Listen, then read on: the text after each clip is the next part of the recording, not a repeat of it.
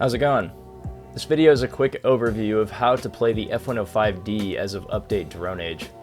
The f105 is a prime example of used to be good, but now it's trash.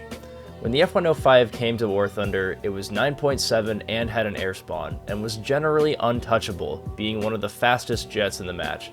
As with all rank 6 and above planes, the f105 has since lost its air spawn, and it's also gone up to 10.0 BR. The f105 is definitely a bottom tier 10.0 jet, and like the f4C, I honestly can't recommend playing it, but if you must, this is how I'd do it. The f105 was classified as a fighter-bomber for the Air Force, and I've found it to be most useful as such. It's one of the few planes I'll take into Air RB with bombs as a primary loadout. The 3 2,000-pound bomb and 4 AIM-9E is my personal favorite loadout, as it only takes 2 of these massive bombs to pop a base, giving you a base and a half every time, so long as you can get there without getting shot down. A more accessible loadout for those still spading the plane are the good old 14 750-pound cone bombs, as you can still get about a base and a half with these. You're able to carry chaff pods in place of the missiles, but I really can't recommend you take them.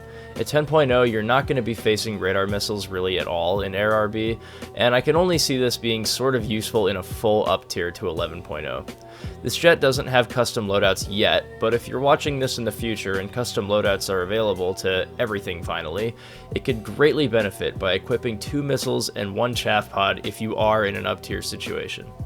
The biggest strength of the f105 is certainly its speed. All around, you're very fast, and if your enemy is out of missiles, they likely won't be catching you. It's important to note that when you take a full bomb load, this strength is all but negated, so get rid of these bombs ASAP, and ditch them if you get into a fight before you reach your target. Other than having a relatively solid bomb payload, that's really the only strength that this jet brings to the table. The unfortunate reality is that anything 9.0 BR and up that doesn't have flares is doomed to be trash because of the point-and-click all-aspect missile thunder that has taken over as king. Once you're within about 2.5 kilometers of an all-aspect missile, you're simply dead. The turning performance of the f105 isn't the worst, but it's certainly far from the best, and I don't recommend you try to play this thing as a turn fighter. So what playstyle fits this jet best? Well, when I tried to play aggressively, I died. You just can't be in the furball in this plane because you can't defend yourself. When I tried playing passively, all the bases would get taken by jets with countermeasures before I could reach them.